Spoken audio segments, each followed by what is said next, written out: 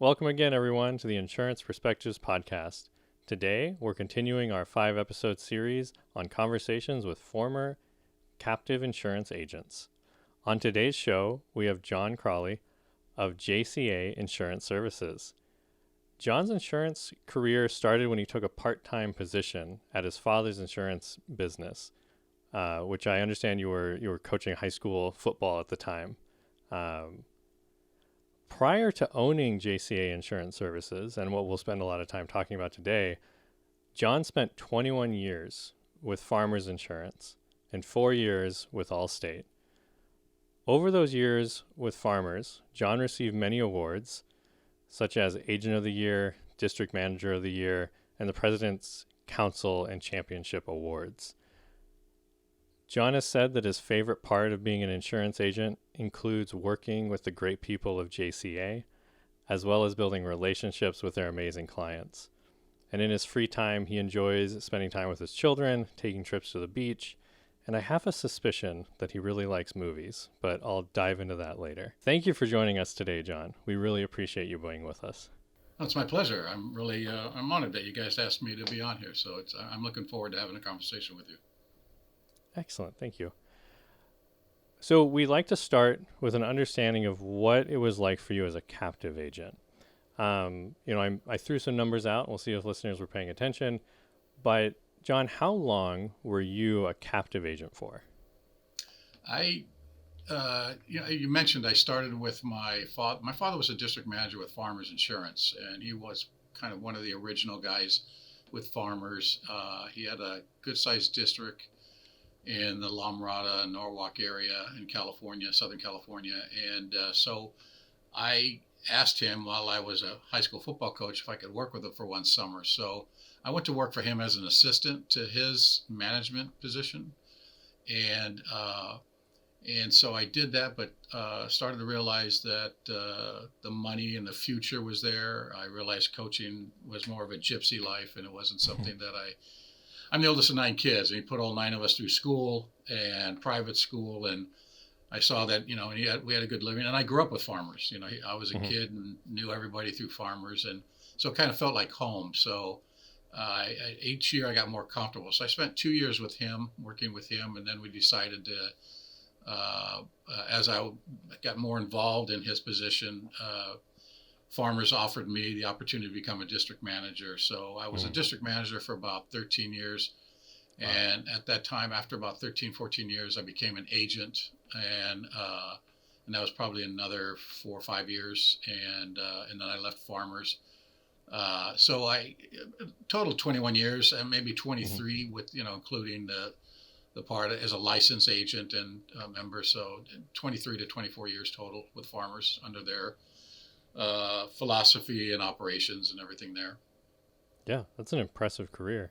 And then you spun up from there. From that point, is that where you transitioned to JCA full time, or was there anything in between Farmers and? Actually, the path was funny. I had left Farmers, and an opportunity came up. I thought about maybe I'll be a broker. I wasn't really sure what I wanted to do at the time, and a division of Allstate created a division to start working with independent brokers in California, and it was a non-standard product.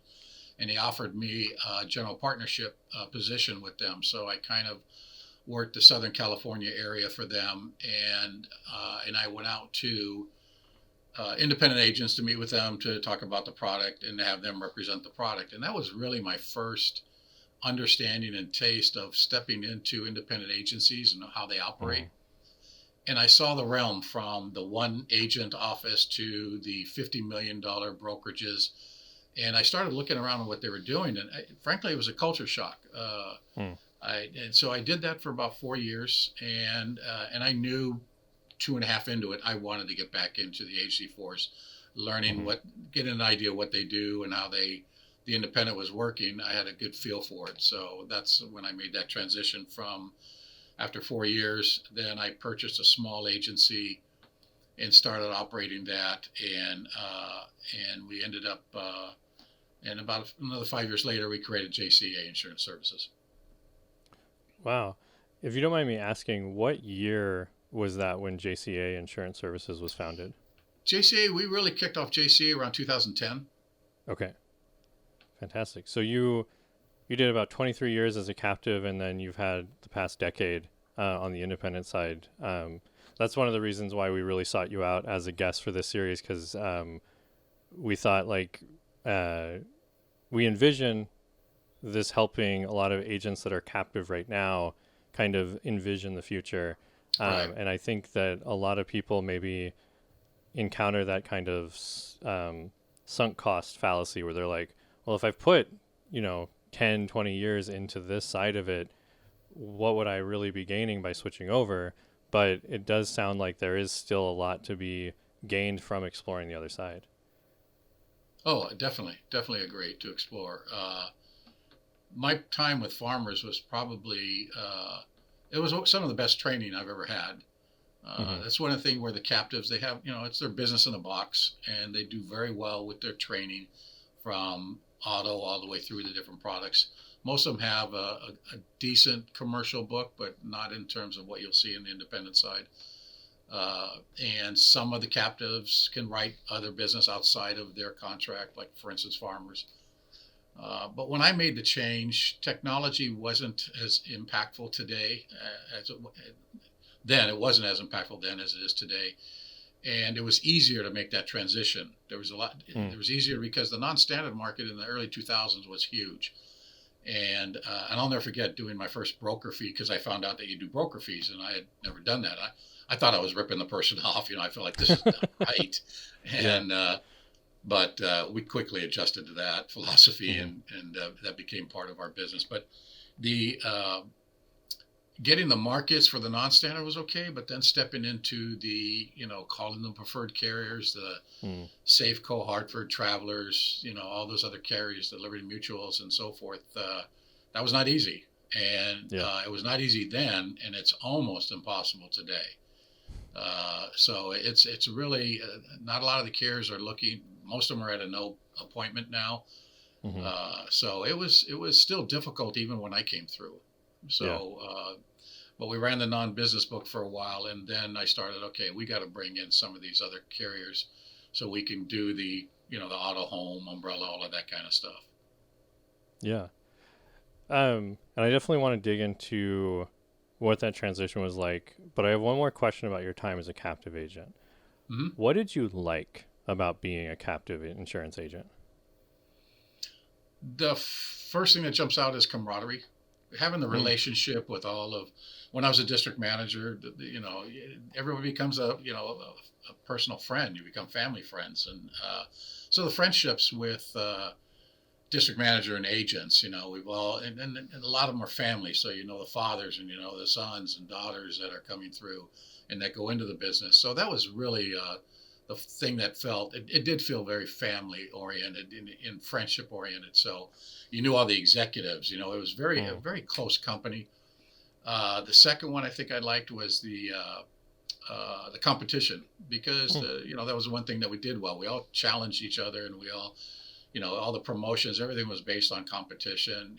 And coming from a competitive background and coaching and everything, that just fit right into my wheelhouse. And so did all the other guys. And there were some, there's some amazing agents and district managers in that company, and it was fun. It was fun to work with them and compete with them and learn from them. So those two parts really stepped out. And as I said, the training was good. They, for what their product was, we got excellent training on their products.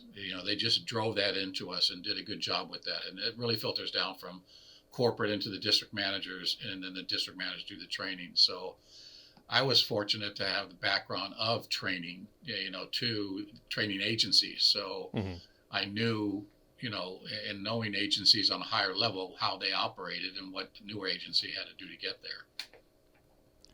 Awesome. Yeah.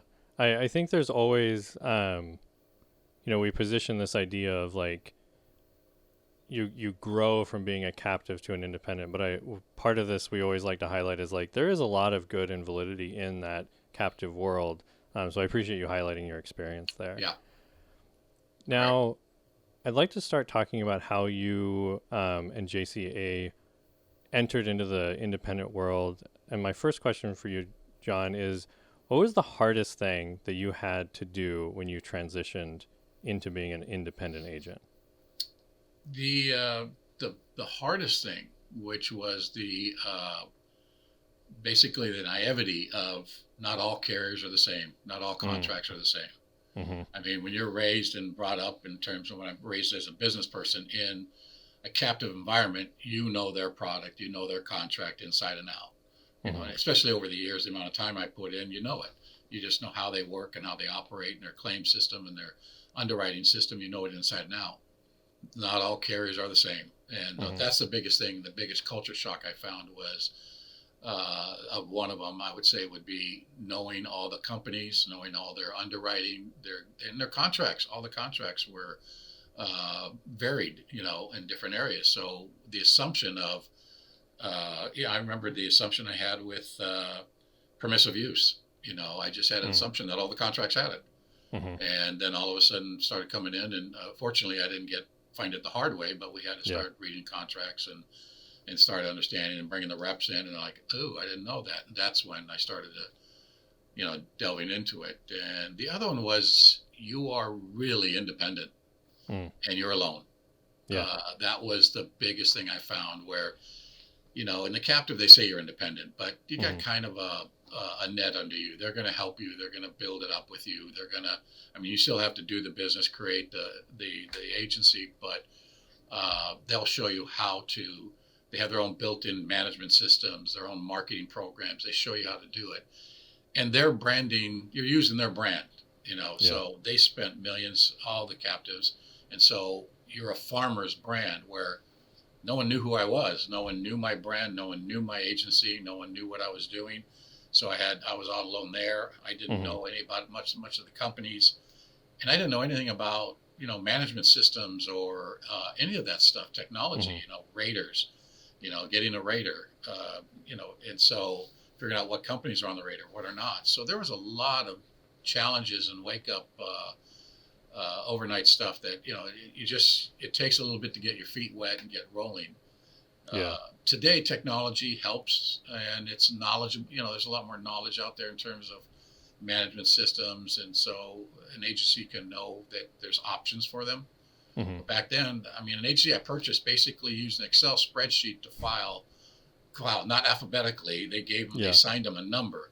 So if you were the fifth, you know, the 500th client, you were 5,000, 500, 501. And I was like, where did this system come from? You know, and it Yeah. just, and that's why I said, there's got to be something. So I started digging in. So Mm-hmm. that was the big culture shock. And like I said, the other part is that you were truly independent. Yeah. It's your full expense, you know, how you hire, how you do everything. Nobody's coming and help me how to hire and train anybody. I didn't have a district manager that showed me how to train a staff.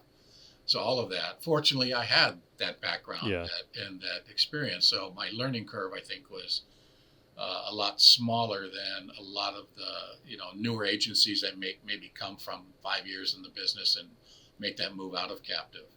Yeah. Yeah, and that makes sense. And I appreciate that while it was a different world, you still had a skill set that you could apply to it. Correct. Which I think I would hope folks don't kind of abandon those lessons as they make the transition, and they realize like, oh, just because it's not the same name on the building or not the same organization 100%, maybe there is still some good to carry forward from it. Right. What strategies did you utilize to get and establish carrier appointments after you left Farmers? This is one thing that helped coming from management and being a district manager, working with corporate and being that position between corporate and agencies. And I understood how that flow was. So I knew it was the same thing. So I knew that there was marketing reps. So I called up, I think the first one we ever worked with, and they're still our top carrier, Safeco, and called in the marketing rep. But I knew that the marketing rep had to go back and sell me to management. Mm-hmm. And if we just had a half-hour conversation and I filled out a general application, they're not going to know me. Mm-hmm. So I created a business plan, and this is who we are. This is our mission statement. This is our, you know, this is our vision, and this is what we plan to do by adding you as a carrier to our agency. and that we would be committed to you as our primary carrier if they accepted us. So we gave them I put together, by looking today, the business plan was very archaic, but 20 some years ago, it did the job. So it helped them. I knew it was going to help that rep take back my contract and appointment request to management, and they're going to look at it. And I knew I would separate myself from most agents, trying to get in. So, Yeah. and I was fortunate that they came in and gave me the appointment. And it made a difference in our agency immediately overnight. We were able to write the homes. We were able to write the auto and home and start doing some bundle and umbrella. Not as much as we do today, but we had that market. And so where we were just non-standard auto is where the agency I took over. Yeah. And so we were able to cherry pick some of those clients and move them over there and say we can, so it gave us that. And then, we did the same thing with Hartford, the same thing with Travelers, and we're able to build that. And then we build our personal lines book, but the next level was commercial. Because I didn't realize if I had Safeco, they didn't have a commercial account at the time. They weren't Gotcha. part of Liberty Mutual then, so they didn't have anything. And then I was like, wow, how do I? Because I didn't want to just do E&S only. Mm-hmm. So that's when I started. Travelers became. I think it was Zurich, and I got the Zurich appointment, which had purchased Farmers. We had Bristol West, who Farmers had purchased. We had like 3 companies, and Farmers kept purchasing them. I was like, leave me alone. And but it was kind of funny because some of the same people I dealt with Farmers were moved over to those positions. So it was it was nice to have that. But we had Zurich, and we started working with them, and then we brought in Travelers. And but the biggest thing I found was I didn't go after every carrier because a lot of agents take on appointments, but they're not going to be able to feed them. And you've got to perform. I don't care what contract you go with it, and I don't care how you read it, but every contract is a performance contract. You've got to perform. You've got to bring them business for one, and next you've got to be profitable. So I knew that we can handle, because I had the other carriers come in, we'd love to work with you, and I said, I just don't have the volume yet. And so it took us time, but we took our time. But you lose an appointment, it's almost like you'll never get them back.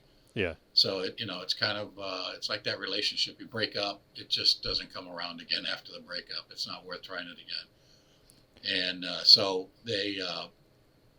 that's where we slowly brought them in, and we did that, personal lines and commercial. I really appreciate that strategy, and I think that some of the other guests we've had in this series put forward a similar approach that I hope listeners kind of internalize, because I think the allure of choice kind of makes people gravitate towards this area where it's like, well, if I can offer choice, I should offer everything. But like you said, if you're going to get an appointment with a carrier, you have to be able to maintain that relationship. You have to be able to bring them business to make that appointment worthwhile for them, just like it is for you. And so it sounds like quality is much better than quantity, especially when you're starting out. Correct. Yeah, absolutely. And you do want that relationship. You do want to be able to do that. So it was, and they respected me and I respected them, and we have the same relationship with Safeco today. They're our top carrier, and we cherish that. And so it's a relationship we've had for many years now, and it's really important to us. It's fantastic. And they're a great company too. We've touched on this a little bit, but I'd like to know, what misconceptions did you have about being independent? And maybe what beliefs did you have as a captive that you had to unlearn? That's a good question. I would have to say the first thing, I being with, in a captive environment, especially the years I came up, probably half the listeners listening weren't even born then.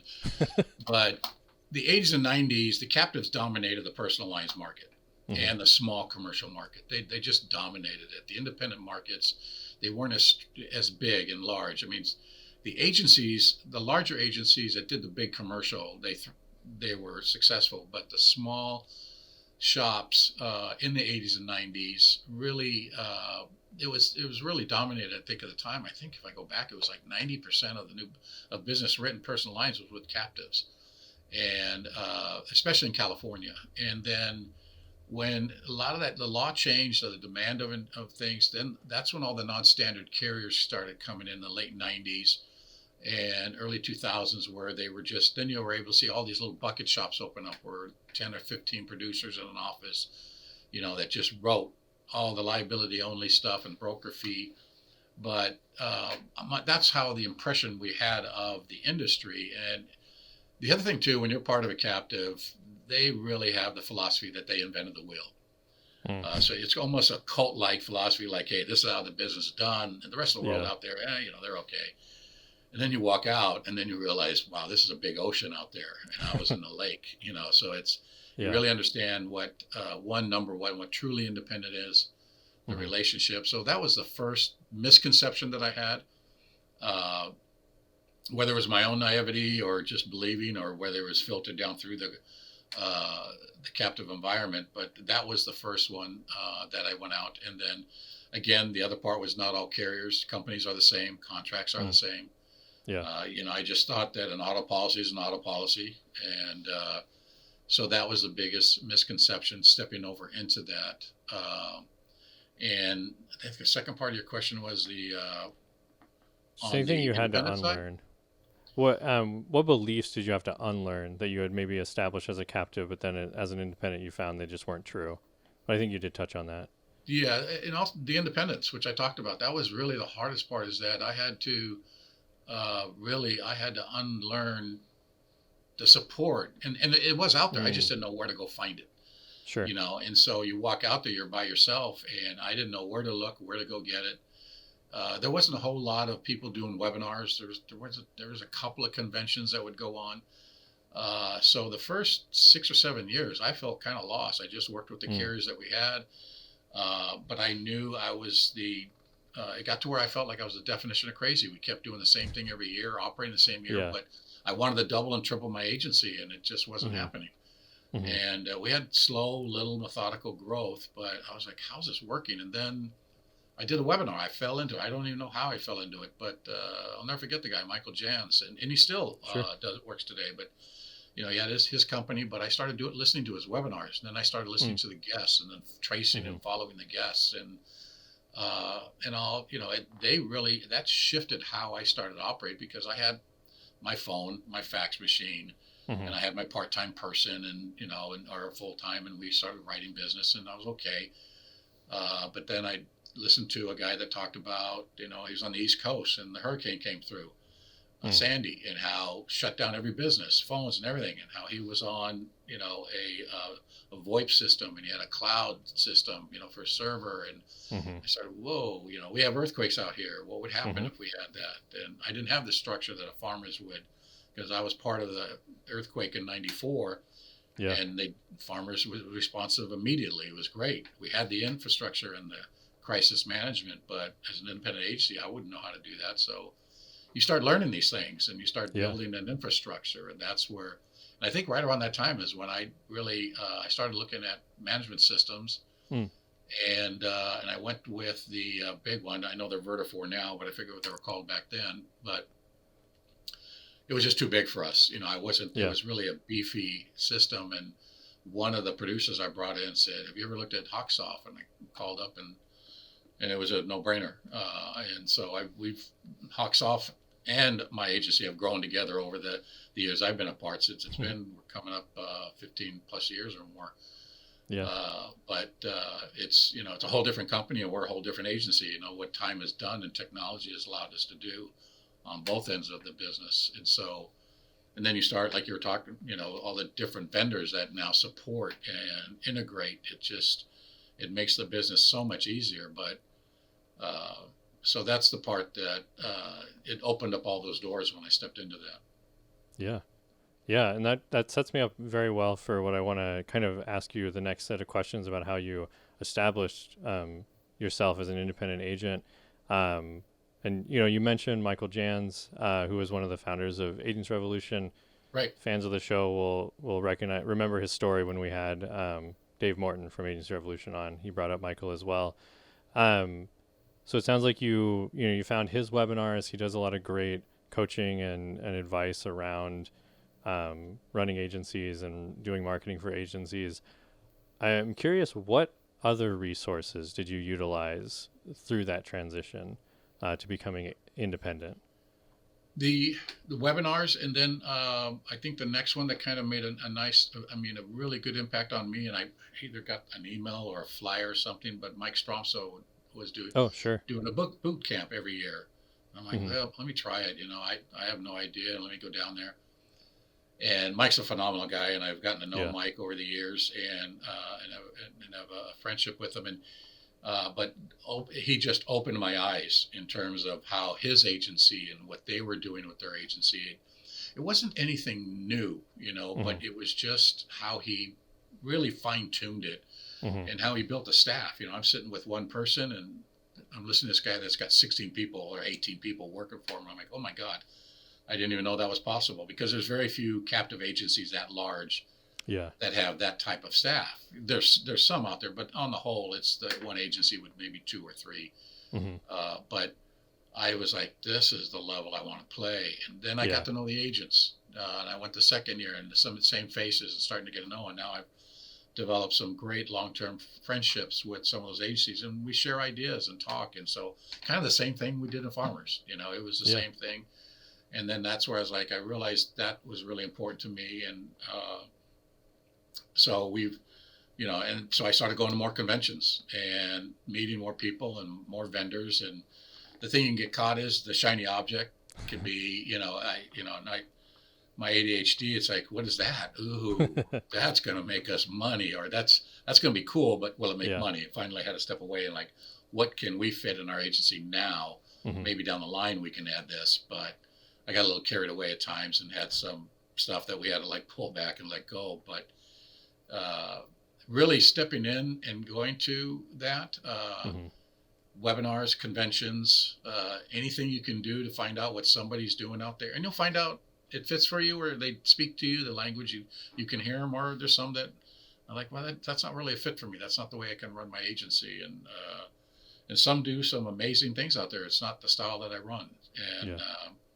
but there's a lot of people that are really working hard and doing some incredible things. I mean, the more I'm around, the younger guys, the way they're running their agencies just amazes me. And I Yeah. wish wish I was 25 years younger. I mean, the future and how they run their agencies are just amazing. Yeah. It sounds like you found your community and um, kind of leaned into it's all. It feels somewhat cliche in the insurance space to say this, but it feels like you like embrace the idea of continuing ed. This Yeah, thing that agents are required to do right. on the licensing side, but it's just as valuable to the business side as well to kind of keep learning and keep um, putting yourself in an environment where you're presented with new ideas, you're presented with new Yep. ways to think about things. I learned from my dad very early that, and I ended up taking that philosophy, but I sought out people from either friendships, and when I played football, the better players I wanted to hang Hmm. around with. The coaches, I wanted to get to know who were the great coaches. When I started this business, who were the better agents or district managers. Hmm. And the same here, I always wanted to be around the people that are doing things much better than me, because I just always wanted to learn more. And Yeah. I still do. It's funny, at my age, I don't have any desire to stop what I'm doing. I love it, and I can't wait to keep learning because it's exciting.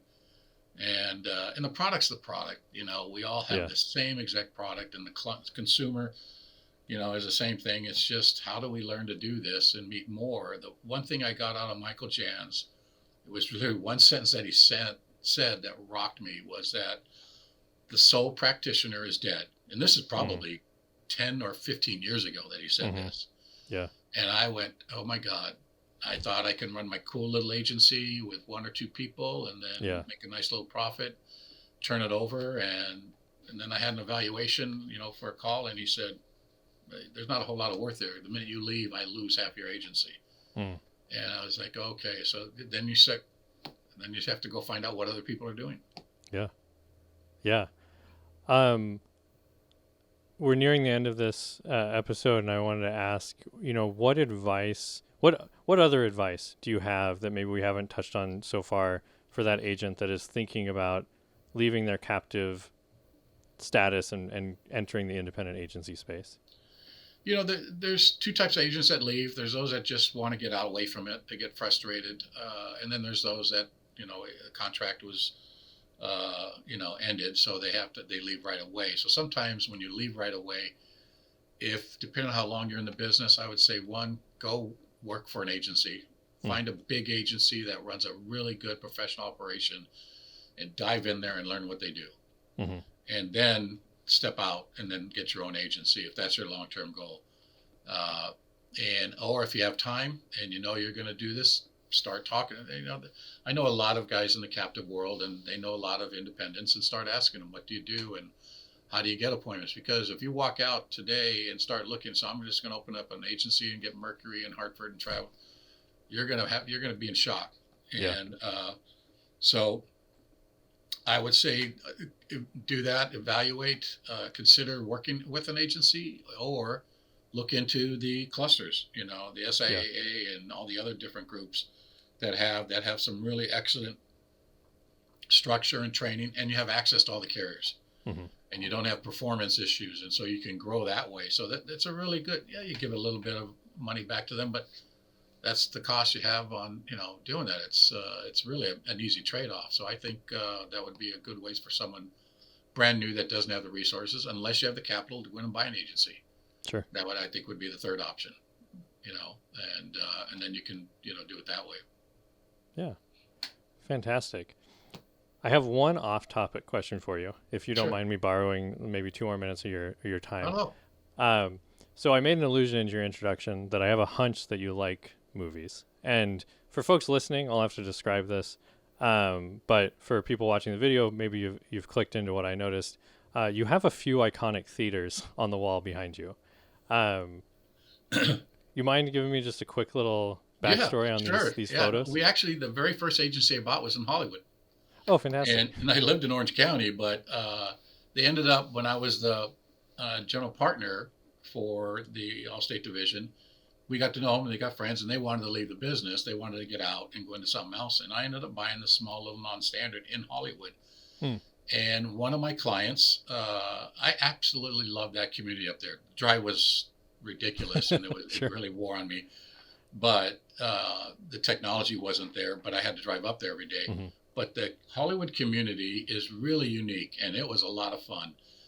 And we had actors and producers, and we were right on where the W Hotel is in Hollywood is where my office was. Gotcha. I'd probably still be there if it wasn't for an eminent domain and they kicked us out. But one of my clients was an actor. She was an artist. I think she still is. She moved to Portland, and a kind of a semi-professional photographer. And she came to my office and said, "How come you don't have any pictures in here?" And I said, "I don't know. I can go take them for you."